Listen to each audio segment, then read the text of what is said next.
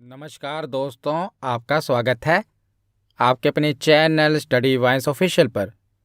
तो आज की इस वीडियो में हम चंद्रयान 3 से रिलेटेड जो भी इम्पोर्टेंट क्वेश्चन बनते हैं सबके बारे में इस वीडियो में हम पढ़ेंगे। तो आप सबको पता ही है कि हमारे प्यारे भारत ने इतिहास रच दिया और भारत विश्व का पहला देश बन गया है जो सफलतापूर्वक चंद्रमा के दक्षिणी ध्रुव पर पहुंच गया है। तो इस वीडियो में हम वे सारे तथ्य कवर करेंगे जो हमारी परीक्षा के लिए इम्पोर्टेंट है। पहले आप पूरी वीडियो को देखिएगा और लास्ट में प्रैक्टिस क्वेश्चन भी लगाइएगा। तो चलिए बिना देरी किए हुए वीडियो को शुरू करते हैं। तो चलिए वीडियो की शुरुआत करते हैं। तो चंद्रयान 3 चांद पर खोजबीन करने के लिए भारतीय अंतरिक्ष अनुसंधान संगठन यानी कि इसरो के द्वारा भेजा गया तीसरा चंद्र मिशन है। तो इससे पहले 2 चंद्रयान मिशन भारत भेज चुका है।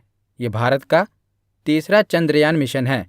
तो इसमें चंद्रयान 2 के समान एक लैंडर और एक रोवर है, लेकिन इसमें ऑर्बिटर नहीं है। तो जो चंद्रयान 2 मिशन भेजा गया था ना, उसमें लैंडर भी था, रोवर भी था और ऑर्बिटर भी था। लेकिन जो ये चंद्रयान 3 मिशन है, इसमें ऑर्बिटर नहीं है। ऑर्बिटर क्यों नहीं है? क्योंकि जो चंद्रयान 2 मिशन था ना, उसका जो ऑर्बिटर था वो अभी भी चंद्रमा की कक्षा में है। तो इसीलिए इस बार ऑर्बिटर को नहीं भेजा गया। ऑर्बिटर की जगह प्रोपल्शन मॉड्यूल को भेजा गया है। ये प्रोपल्शन मॉड्यूल क्या है, ये हम आगे पढ़ेंगे। तो प्रोपल्शन मॉड्यूल, लैंडर और रोवर को इस बार भेजा गया है। तो चंद्रयान 2 में लैंडर, रोवर और एक ऑर्बिटर था, लेकिन चंद्रयान 3 में ऑर्बिटर शामिल नहीं है। चंद्रयान 2 का ऑर्बिटर पहले से ही ऑर्बिट में मौजूद है और ज़रूरत पड़ने पर इसी का इस्तेमाल किया जाएगा। तो चंद्रयान 3 में ऑर्बिटर की बजाय प्रोपल्शन मॉड्यूल भेजा गया है। तो चंद्रयान 3 का लॉन्च कहाँ से किया गया था? तो सतीश धवन अंतरिक्ष केंद्र श्रीहरिकोटा से किया गया था। और कब किया गया था? तो 14 जुलाई 2023 को भारतीय समय अनुसार दोपहर के 2:35 पर चंद्रयान 3 का लॉन्च किया गया था। तो ये डेट आपको याद रखनी है कि कब किया गया था। तो 14 जुलाई 2023 को चंद्रयान 3 लॉन्च किया गया था और यह यान चंद्रमा के दक्षिणी ध्रुव के पास की सतह पर 23 अगस्त 2023 को भारतीय समय अनुसार शाम 6:04 के आसपास सफलतापूर्वक उतर चुका है। तो जैसा कि आपको पता ही है कि चंद्रयान 3 की जो सॉफ्ट लैंडिंग है, ये चंद्रमा के दक्षिणी ध्रुव पर हो चुकी है। किस दिन? 23 अगस्त 2023 को। तो दोनों ही प्रश्न याद रखेगा कि चंद्रयान 3 लॉन्च कब हुआ था। 14 जुलाई को लॉन्च हुआ था और ये चंद्रमा की सतह पर पहुंचा कब था? तो 23 अगस्त 2023 को ये चंद्रमा की सतह पर पहुंचा है। तो इसी के साथ भारत चंद्रमा के दक्षिणी ध्रुव पर सफलतापूर्वक अंतरिक्ष यान उतारने वाला पहला और चंद्रमा पर उतरने वाला चौथा देश बन गया है। तो अगर आपसे पूछा जाए कि चंद्रमा के दक्षिणी ध्रुव पर पहुंचने वाला भारत कौन सा देश है, तो भारत पहला देश है जो कि चंद्रमा के दक्षिणी ध्रुव पर पहुंचा है, साउथ पोल पर पहुंचा है। लेकिन अगर आपसे पूछा जाए कि चंद्रमा की सतह पर पहुंचने वाला भारत कौन सा देश है, तो भारत चौथा देश है।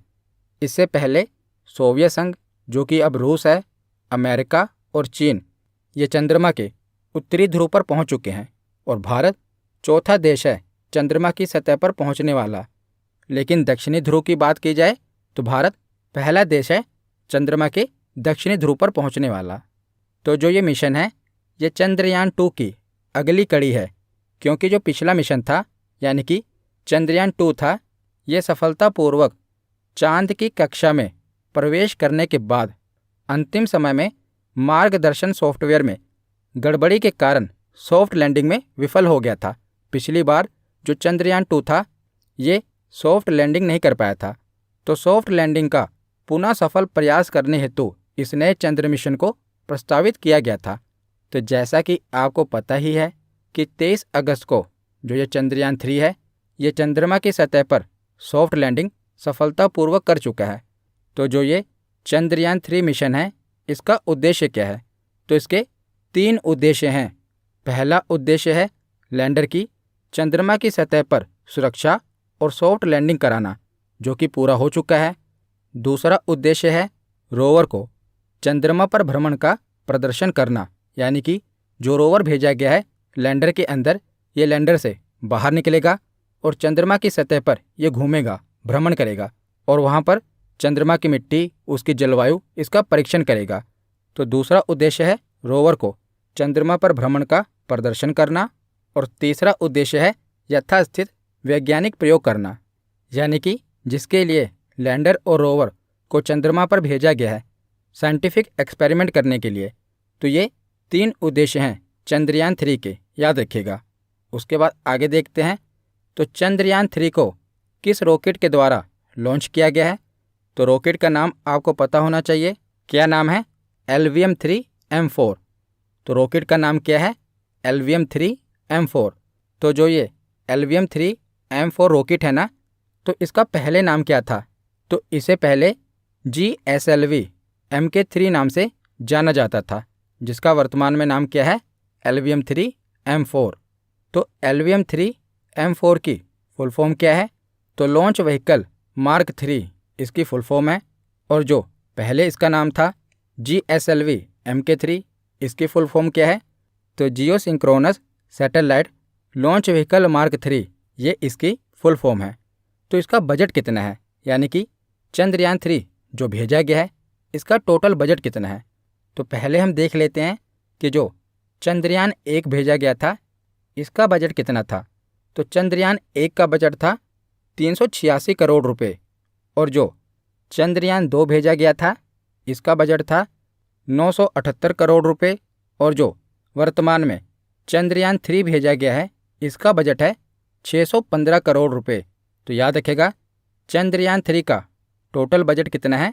615 करोड़ रुपए। ये किसी न किसी परीक्षा में ज़रूर पूछा जाएगा कि चंद्रयान-3 का बजट कितना है। तो 615 करोड़ रुपए इसका बजट है। उसके बाद आगे देखते हैं, तो चंद्रयान-3 मिशन का थीम क्या है? तो चंद्रयान-3 मिशन का थीम है साइंस ऑफ द मून। क्या है इसकी theme? Science of the moon. तो भारत के द्वारा 3 बार चांद पर मिशन भेजे गए हैं। तो ये पूछा जाता है कि पहला चंद्रयान कब भेजा गया था, दूसरा चंद्रयान कब भेजा गया था, कई बार परीक्षा में पूछा गया है। तो पहला मून मिशन भारत ने कब भेजा था, यानी कि चंद्रयान-1 को कब लॉन्च किया गया था? तो 22 अक्टूबर 2008 को चंद्रयान-1 भेजा गया था। चंद्रयान-2 कब भेजा गया था? तो 22 जुलाई 2019 को चंद्रयान-2 भेजा गया था। और जो वर्तमान में चंद्रयान-3 ये कब भेजा गया है? तो ये 14 जुलाई 2023 को चंद्रयान-3 को भेजा गया है। तो तीनों ही डेट याद रख लीजिएगा, क्योंकि जो चंद्रयान-1 है और चंद्रयान-2 है ये तो कितनी बार एग्ज़ाम में पूछा गया है कि चंद्रयान-1 कब भेजा गया था या चंद्रयान-2 कब भेजा गया था। अब आपको जो चंद्रयान-3 है इसका भी याद होना चाहिए कि चंद्रयान-3 कब भेजा गया था। तो 14 जुलाई 2023 को चंद्रयान-3 भेजा गया है। उसके बाद आगे अब हम जो इसरो की मेन टीम है उसके बारे में हम पढ़ लेते हैं, जिनके कारण ये मिशन सक्सेसफुल हो पाया है। तो इसरो के चेयरपर्सन कौन है? एस सोमनाथ। वर्तमान में इसरो के अध्यक्ष कौन है? एस सोमनाथ। तो इस मिशन के यानी कि चंद्रयान-3 मिशन के मिशन डायरेक्टर कौन है? तो एस मोहन कुमार, ये मिशन डायरेक्टर हैं। एसोसिएट मिशन डायरेक्टर कौन है? तो जी नारायणन, ये एसोसिएट मिशन डायरेक्टर हैं। और प्रोजेक्ट डायरेक्टर कौन है? तो पी वीर मुथवेल, ये प्रोजेक्ट डायरेक्टर हैं। और डिप्टी प्रोजेक्ट डायरेक्टर कौन है? तो कल्पना कलहस्ती, ये डिप्टी प्रोजेक्ट डायरेक्टर हैं। और व्हीकल डायरेक्टर कौन है? तो बिजू सी थॉमस, ये व्हीकल डायरेक्टर हैं। इसमें से आपको मिशन डायरेक्टर और प्रोजेक्ट डायरेक्टर के बारे में पता होना चाहिए। तो मिशन डायरेक्टर कौन है? एस मोहन कुमार। और प्रोजेक्ट डायरेक्टर कौन है? पी वीर मुथवेल। उसके बाद आगे देखते हैं, तो जो इस बार चंद्रयान-3 भेजा गया है ना, इसके 3 प्रमुख हिस्से हैं। पहला है प्रोपल्शन मॉड्यूल। तो जो आप ये नीचे का हिस्सा देख रहे हैं इसे कहते हैं प्रोपल्शन मॉड्यूल। उसके बाद दूसरा हिस्सा है विक्रम लैंडर। जो ये ऊपर का हिस्सा है ये है विक्रम लैंडर, और इसी विक्रम लैंडर ने चंद्रमा की सतह पर सॉफ्ट लैंडिंग की है। और जो ये विक्रम लैंडर है ना, इसी के अंदर एक रोवर है जिसका नाम है प्रज्ञान रोवर, और यही रोवर इस लैंडर से निकलकर चंद्रमा की सतह पर चंद्रमा का परीक्षण करेगा। तो सबसे पहले पढ़ते हैं प्रोपल्शन मॉड्यूल के बारे में। तो प्रोपल्शन मॉड्यूल लैंडर और रोवर को चंद्रमा की कक्षा यानी कि ऑर्बिट में 100 किलोमीटर ऊपर छोड़ेगा। तो प्रोपल्शन मॉड्यूल का काम क्या है? जो लैंडर है और रोवर है इसको चंद्रमा की कक्षा तक छोड़ना। तो चंद्रमा की कक्षा में 100 किलोमीटर तक ये ऊपर छोड़ेगा, और प्रोपल्शन मॉड्यूल चंद्रमा के ऑर्बिट में लैंडर और रोवर से कम्युनिकेशन बनाए रखने के लिए चंद्रमा के ऑर्बिट में चक्कर लगाता रहेगा। और प्रोपल्शन मॉड्यूल लैंडर और इसरो कंट्रोल रूम के बीच सैटेलाइट की तरह काम करेगा। ये क्या करेगा? जो लैंडर है जो कि चंद्रमा की सतह पर उतरा है, लैंडर के संदेशों को डिकोड करेगा और उन्हें इसरो तक पहुंचाएगा। तो प्रोपल्शन मॉड्यूल का बहुत ही इम्पोर्टेंट काम है। इसका काम क्या है? पहले लैंडर और रोवर को चंद्रमा के ऑर्बिट तक पहुंचाना, उसके बाद ये चंद्रमा के ऑर्बिट में चक्कर लगाएगा और लैंडर के द्वारा भेजे गए संदेशों को इसरो तक पहुंचाएगा। तो ये है प्रोपल्शन मॉड्यूल। उसके बाद पढ़ते हैं लैंडर और रोवर के बारे में। तो लैंडर का नाम विक्रम रखा गया है। चंद्रयान 2 में जो लैंडर और रोवर भेजा गया था उसका नाम भी विक्रम और प्रज्ञान रखा गया था। तो इस बार भी लैंडर का नाम विक्रम रखा गया है और रोवर का नाम प्रज्ञान रखा गया है। तो विक्रम लैंडर का काम चांद की सतह पर सॉफ्ट लैंडिंग करना था। तो सॉफ्ट लैंडिंग क्या होती है? तो सॉफ्ट लैंडिंग उसे कहते हैं जिसमें बिना किसी नुकसान के लैंडर चांद की सतह पर उतरता है।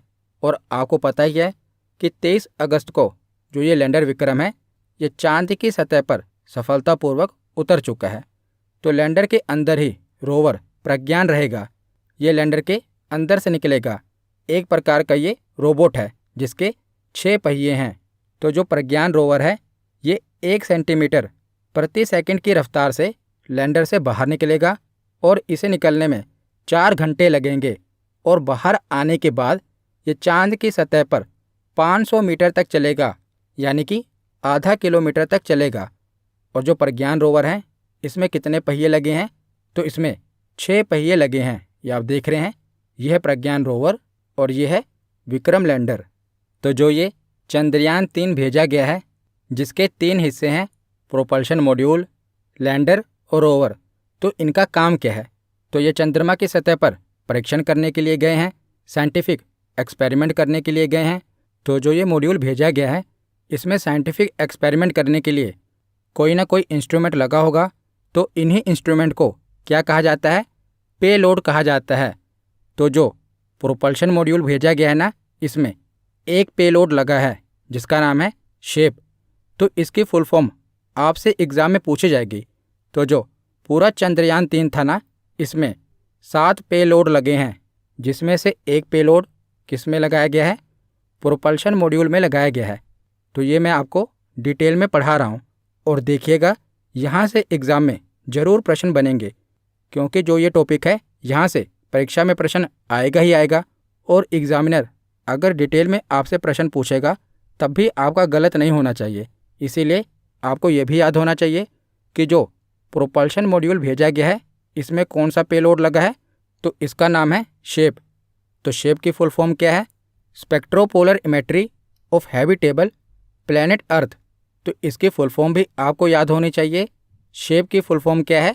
स्पेक्ट्रोपोलर इमेट्री ऑफ हैबिटेबल प्लैनेट अर्थ। तो इसका काम क्या है? तो ये चांद पर धरती की ओर से भेजे गए सिग्नल का अध्ययन करेगा, और ये एक्सोप्लैनेट की ओर से आने वाले परावर्तित प्रकाश के जरिए छोटे ग्रहों पर जीवन की संभावनाओं का पता लगाने का कार्य करेगा। इसीलिए जो शेप है ये पेलोड किस में लगाया गया है? प्रोपल्शन मॉड्यूल में लगाकर भेजा गया है। उसके बाद आगे देखते हैं लैंडर पेलोड। तो जो लैंडर विक्रम है ना, इसमें 4 पेलोड लगाकर भेजे गए हैं। पहला पेलोड है चास्टे। इसकी फुल फॉर्म है चंद्रा सरफेस थर्मोफिजिकल एक्सपेरिमेंट। तो इसके नाम से ही क्लियर है, थर्मोफिजिकल एक्सपेरिमेंट यानी कि टेम्परेचर से रिलेटेड है। तो जो ये पेलोड है ये चंद्रमा की सतह के तापीय गुणों का मापन करेगा। इम्पोर्टेंट है, याद रखिएगा, ये लैंडर पेलोड है, इसका नाम है चास्टे, इसकी फुल फॉर्म है चंद्रा सरफेस थर्मोफिजिकल एक्सपेरिमेंट। इसका काम क्या है, चंद्रमा की सतह के तापीय गुणों का मापन करना। उसके बाद लैंडर का दूसरा पेलोड है रंभा, इसकी फुल फॉर्म है radio anatomy of moon bound hyper sensitive ionosphere and atmosphere. Full form याद रखिएगा, रंभा की फुल फॉर्म क्या है, radio anatomy of moon bound hyper sensitive ionosphere and atmosphere. तो इसका काम क्या होगा, तो ये चंद्रमा की सतह पर प्लाज्मा घनत्व और समय के साथ इसके परिवर्तन को मापेगा।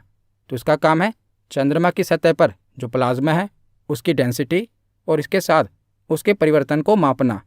तो ये दो पेलोड हैं लैंडर के। उसके बाद तीसरा पेलोड देखते हैं। तो तीसरा पेलोड है लैंडर का इल्सा, इसकी फुल फॉर्म है instrument for lunar seismic activity. तो सिस्मिक यानी कि भूकंप। तो इसके द्वारा चंद्रमा के लैंडिंग सतह के आसपास भूकंप या चंद्रमा की सतह की कंपनता का मापन करना। तो इसका काम क्या है, चंद्रमा की सतह के आसपास का भूकंप और चंद्रमा की कंपनता का मापन करना।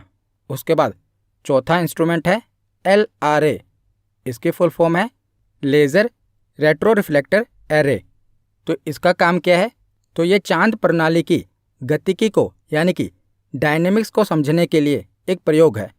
तो ये 4 लैंडर पेलोड हैं, याद रखेगा, चास्टे, रंभा, इल्सा और LRA।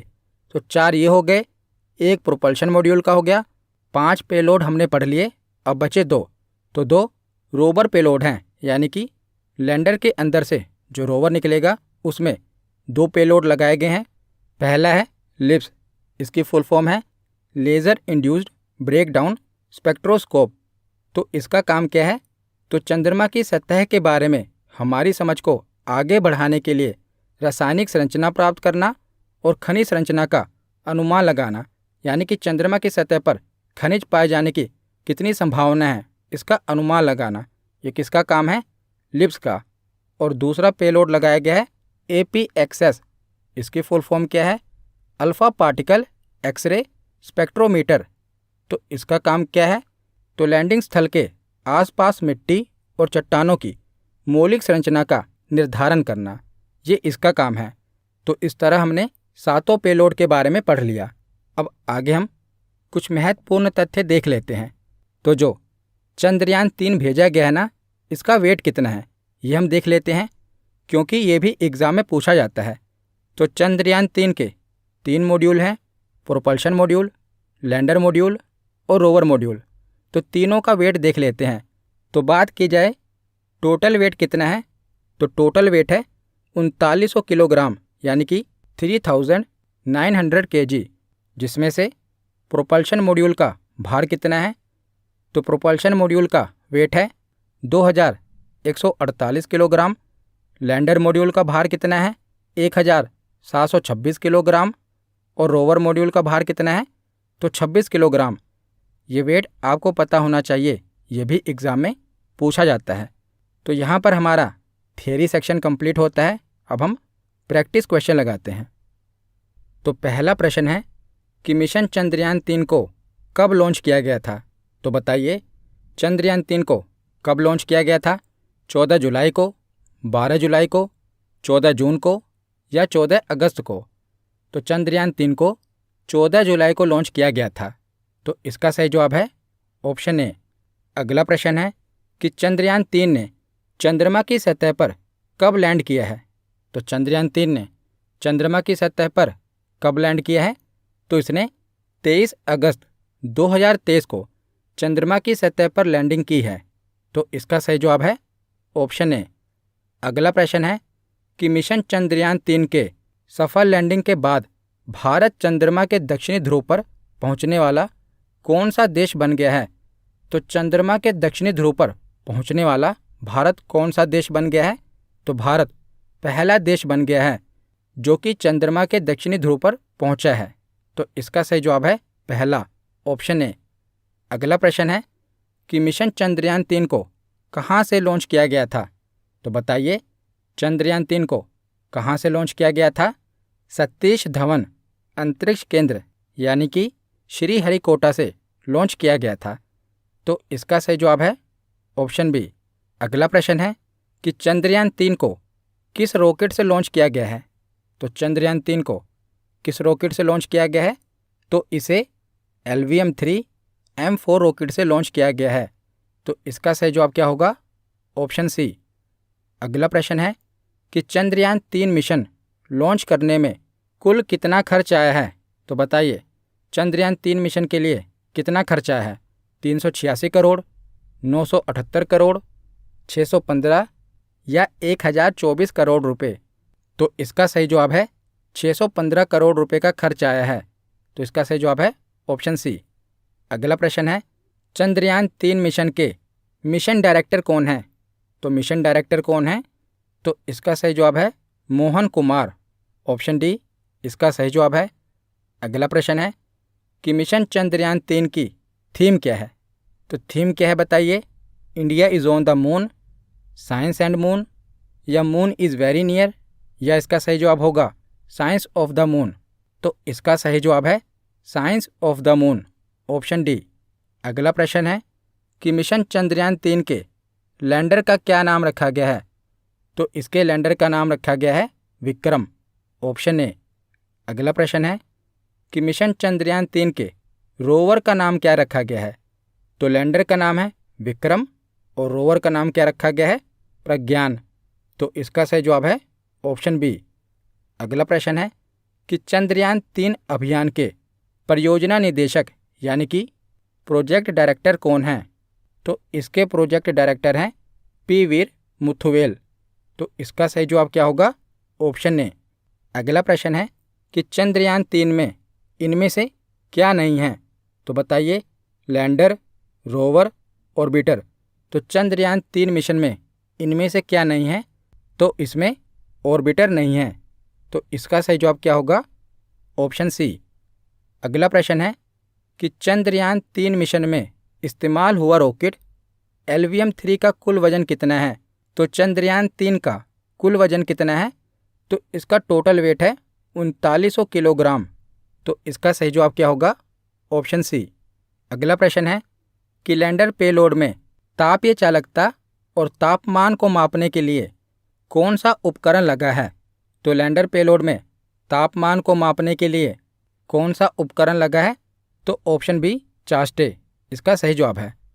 अगला प्रश्न है कि लैंडिंग स्थल के आसपास भूकंप गतिविधि को मापने के लिए किस उपकरण का उपयोग होगा? तो भूकंप गतिविधि को मापने के लिए किस उपकरण का उपयोग होगा? तो इसका सही जवाब है ऑप्शन सी इल्सा। तो आज का आखिरी प्रश्न है कि वर्तमान में इसरो के अध्यक्ष कौन हैं? तो वर्तमान में इसरो के अध्यक्ष का क्या नाम है? तो इसरो के अध्यक्ष हैं एस सोमनाथ। तो आज की वीडियो यहीं पर ख़त्म होती है। कैसी लगी ये वीडियो कमेंट सेक्शन में ज़रूर बताना। धन्यवाद।